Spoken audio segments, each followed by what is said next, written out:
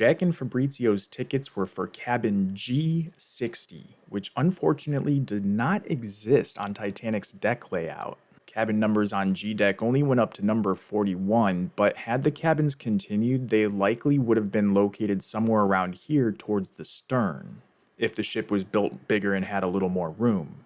So what's funny is that almost immediately after the iceberg strike, Fabrizio wakes up to find water already leaking into the room, but since they're so close to the rear of the ship, that doesn't make much sense. Jack is from Chippewa Falls, Wisconsin, and James Cameron grew up in a town called Chippewa, Ontario, Canada, which is near Niagara Falls. The distance between Chippewa and Chippewa Falls is about 750 to 850 miles, or about 12 to 14,000 kilometers, depending on whether you take a ferry or drive around Lake Michigan. And the trip should take about 12 and a half or 13 hours. As Rose's lifeboat approaches the Carpathia later in the morning after the disaster, we see a soft cut to a guy shouting while waving a green flare. This man was a real surviving crew member, 5th Officer Harold Godfrey Lowe. Anyway, this shot of Officer Lowe is muted for dramatic effect, but if you read his lips, you'll see he's saying, "Put your backs into it, men. We've been saved. Row." Another quote that's misattributed to another character is when Jack stops Rose from jumping over the stern and he shares a story about ice fishing and when he fell through and it hits you like 1,000 knives stabbing you all over your body. This is a direct quote from the American Inquiry that happened basically as soon as they touched shore in New York, given by Charles Lightholler. All in, Jack and Rose only knew each other for just over 48 hours. With the most liberal of estimates, you say it's about 8 or 9 o'clock on Friday, April 12, 1912 when they meet, and the ship went completely underwater around 2:20 in the morning on Monday, April 15th. So assuming Jack didn't make it any later than 3 in the morning, that would put him at about 55 hours. Jack has a line during the first class dinner scene where he asks Molly Brown which utensils he uses for what. But these all for me. Just start from the outside and work your way in. But apparently this particular scene took so many takes that towards the end, DiCaprio picked up either his dinner or his salad fork and asked Kathy Bates, the actress who played Molly Brown, which one of these do I lobotomize myself with? During early production, the movie was codenamed Planet Ice. Cameron used this decoy title while on board a Russian research ship called the Keldysh, somewhere off the coast of Nova Scotia. Now, at the time, they had all but a few studio executives and crew members thinking that they were out there to film icebergs. And of course, they did that as well. But this was really their secret way of getting down to the wreck site. And if this research ship looks familiar, that's because it's Brock Lovett's ship in the film.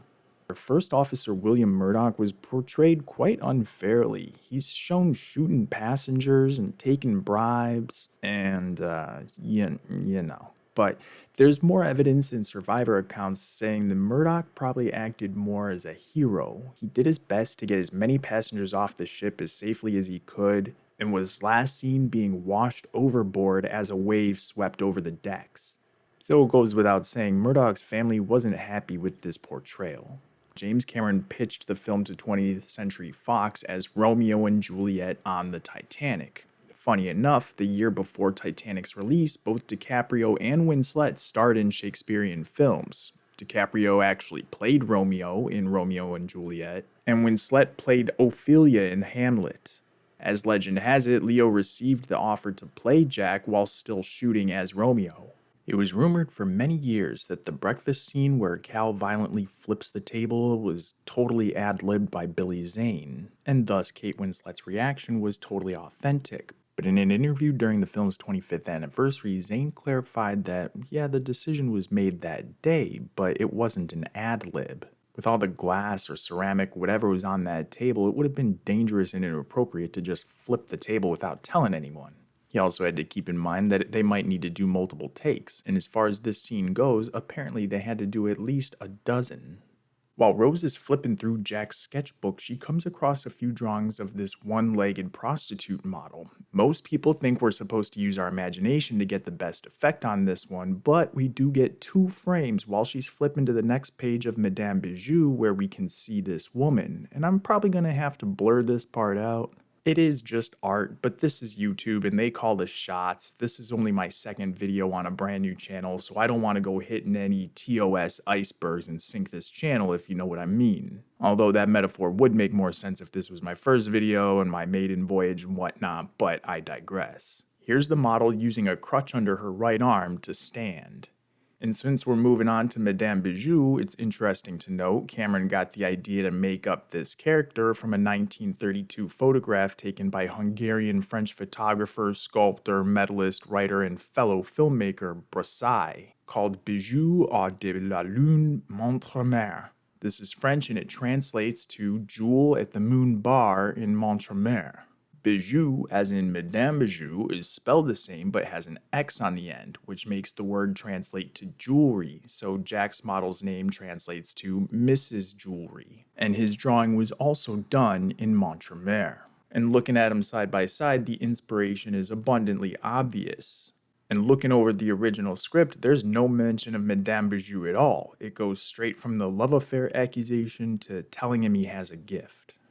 Then little-known 10-year-old child actress Lindsay Lohan auditioned for the role of Cora Cartmel. That's the little steerage girl who has a crush on Jack, and she probably would have gotten the part, but Cameron felt that Lohan's red hair would confuse the audience into thinking she was somehow related to Rose and her mom Ruth. The girl who ultimately got the part, her name is Alex Owen Sarno, and unlike Lindsay Lohan, that's the only role she was ever known for, really. You're still my best girl, Cora. The movie's US theatrical run lasted almost 10 months, from December 19, 1997 to October 1st, 1998. And by March 14th, the movie surpassed Star Wars as the highest grossing film ever, at least in North America. At which point, George Lucas acknowledged the achievement, sending James Cameron a portrait like a caricature of Star Wars characters going down on the Titanic. Pretty funny. Anyway, interestingly, the VHS tape was released a month before on September 1st, so the day the movie became available to watch at home, it was still being shown in 447 theaters in North America for another 30 days. And speaking of the VHS version, the movie's so long that it had to be put out as a double cassette release. Part 1 goes from the beginning through the official report to Captain Smith, the ship is going to sink. And right on this hard cut here, as we go into Rose and Cal's room, Part 2 begins and goes through the credits. This was the first film to be nominated twice for an Academy Award for the portrayal of the same character. Kate Winslet was nominated for Best Actress for her portrayal of Rose, and Gloria Stewart was nominated for Best Supporting Actress for her portrayal of Rose. I'm the King of the World was not in the original script. It was a last-minute idea from Cameron that DiCaprio thought was stupid at first. The original script makes note of the dolphins jumping at the bow, but the only line of dialogue while the two friends are sharing this moment is Fabrizio's little joke about the little Statue of Liberty. I can see the Statue of Liberty already. Very small, of course.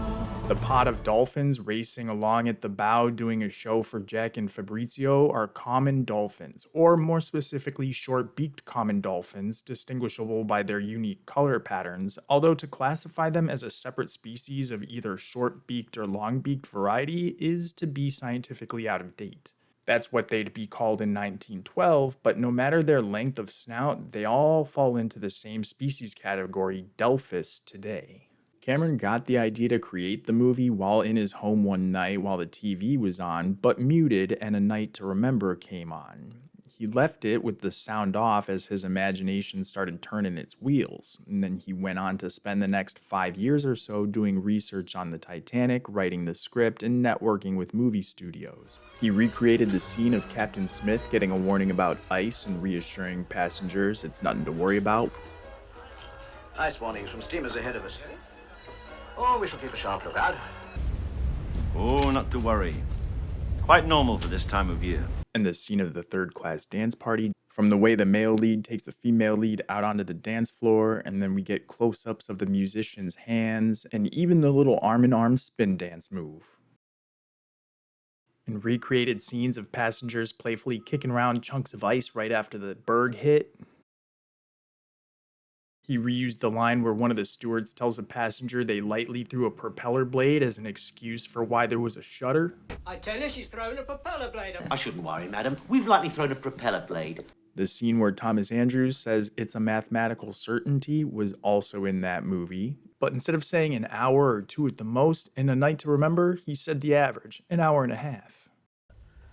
It's a mathematical certainty. With that amount of underwater damage, she can't stay afloat. It is a mathematical certainty. He also recreated the scene of Captain Smith talking about how the headlines were going to be made because of this event, but in A Night to Remember, he references the Board of Trade. Both movies also have a scene outside where the sailors and officers are working to release the lifeboats, and it's super noisy, but then all of a sudden the steam stops or whatever, and it quiets down, and they're able to talk more. There's a recreation of one of the characters waking up and dipping their feet into the water as they get out of bed. And both movies depict Bruce Ismay interfering with the officers and getting told to put in his place. Not to mention a shot of a lady freaking out on the edge of a lifeboat as she falls off and has to be pulled back in. Another deleted scene from Cameron's version recreated the scene where the Strausses decided not to get into the boat. There's also the smashing of a door or smashing of a gate where characters were threatened to be reprimanded by White Star Line. And instead of smashing a gate with a bench, they smashed the gate with an axe in A Night to Remember. Which could also be a reference that Cameron made when Rose takes the axe to free Jack and down in the Master of Arms room. Both movies quite similarly depict Ismay's awkward escape into the lifeboat as an officer realizes that he's going, but lets him go anyway. Both movies have the Guggenheim line. We have dressed now in our best, and are prepared to go down like gentlemen. We have dressed in our best and are prepared to go down as gentlemen. Which makes me believe somebody survived, and this is something this man actually said. Although that said, both movies show Thomas Andrews in the smoking room by the clock while he has a conversation with a young couple, but survivor testimony from William Fitzpatrick suggests Andrew was continuously active trying to help as many people as possible until eventually leaping into the ocean himself. So if he was actually spotted in the smoking lounge, it's more likely he was there briefly collecting his thoughts for a moment rather than going into shock and giving up, which is what it makes it look like in the movie. Back up on the decks, one of the last lifeboats to be launched was a collapsible that fell upside down, and we see this scene recreated as well. As for Captain Smith, his body was never found, but in both movies, he's last seen walking into the wheelhouse. Although we don't get as much of an insight as to his final moments in the old movie. Both films also have a shot of Bruce Ismay in one of the lifeboats with the ship sinking in the background because the real-life man said he couldn't bear to watch the ship go through its final moments like that. And we see one of the funnels as it falls lands on one of the side characters in both movies.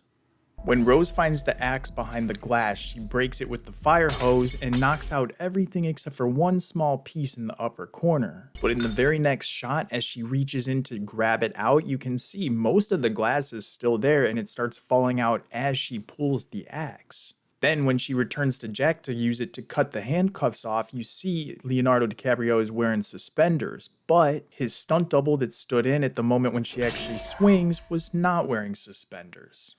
Rose has a couple things appear or disappear from her hands. When she steps out of the car at the start of her story, she holds the brim of her hat in her left hand. Then, somehow in the next shot, her arms are down at her sides. And when she's threatening to jump overboard, the sash of her dress magically appears in her hand while she's holding the railing from one shot to the next. And speaking of hands, she would have chopped Leo's off if this was a real axe, because you can slow things down, look frame by frame as she connects directly on the wrist. But that's fine because when you zoom in close, you can also see a link from the chain is 100% open the whole time on this set of prop handcuffs. So DiCaprio was never actually handcuffed to the pipe, but of all the mistakes throughout the entire movie, the one that got me the most while scripting this video was the realization that because the story is told from Rose's perspective, any scene without her in it is essentially her remembering things she never saw. Now you can explain away some of this by saying she heard some things through off-screen conversations with Jack or from historical accounts over the years, but some things she would have no way of knowing, so technically we as the audience shouldn't get to see either.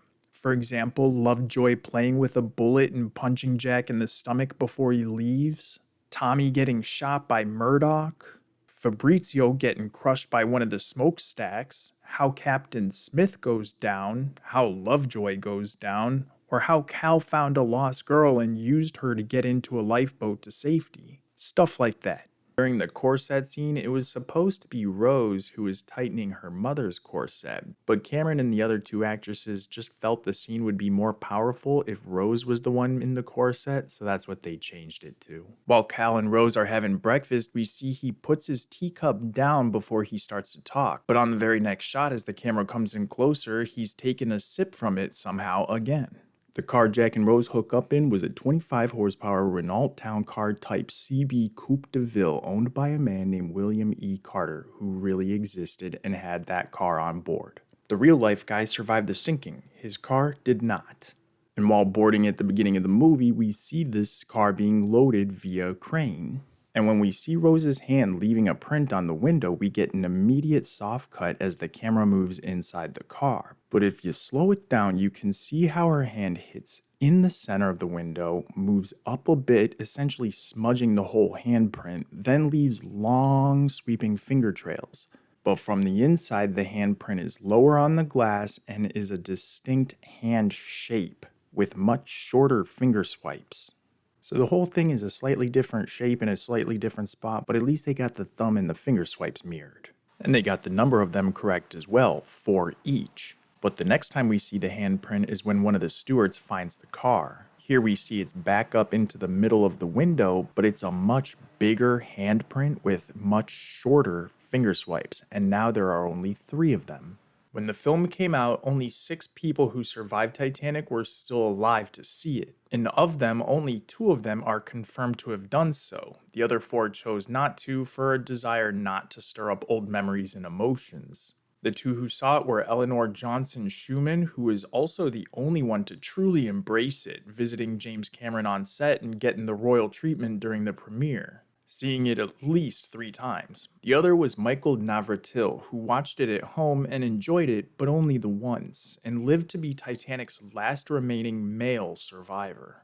Jack kisses Rose on the hand 3 times throughout the movie. The first is when they meet at the staircase before walking into the dinner party, and he mentions a Nickelodeon. I saw that in a Nickelodeon once, and I always wanted to do it. Which, by the way, back in the late 90s, watching this movie made a lot of kids think he was talking about the TV channel, or perhaps in a way spurred them to look into the definition of the word or the true origin, where that channel took its name from. The second time he kisses her hand is when he slips her the note to meet him at the clock after that dinner party. And the third is at the end after making her promise never to let go. Included in Rose's art collection are works by Picasso and Monet. Well, not really. They're knockoffs. Comparing side by side, the similarities are abundant, but they're clearly not the same. And there's no record of any Picassos or Monets being aboard the Titanic. Picasso's Les Demoiselles d'Avignon would have been about 5 years old at the time, and it's currently on display as part of the permanent collection of the Museum of Modern Art. And the painting of Monet's Water Lilies is but one of a collection series of around 250 paintings on display at museums all over the world.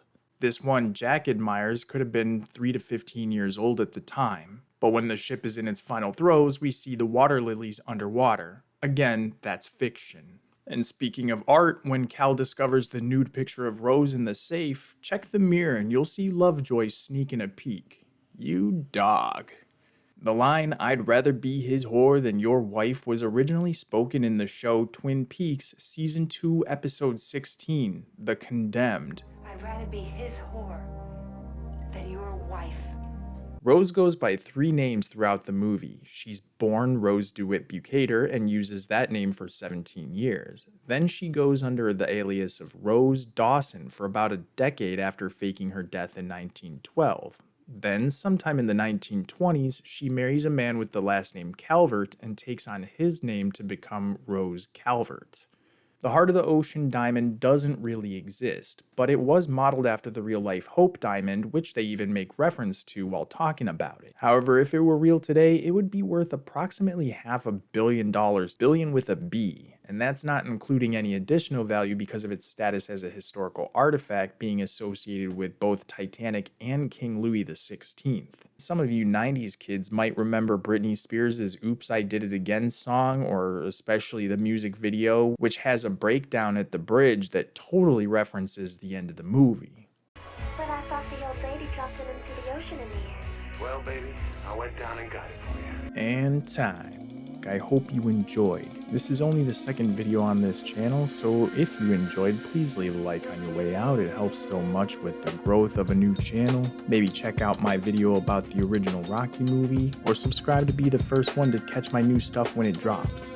I'm open to suggestions, so leave a comment if you got something you want me to cover, or if there's anything cool about James Cameron's Titanic that I might have missed that you know about. Anyway, I'll catch you again real soon. Until next time, stay cool and always keep punching out there. Aloha.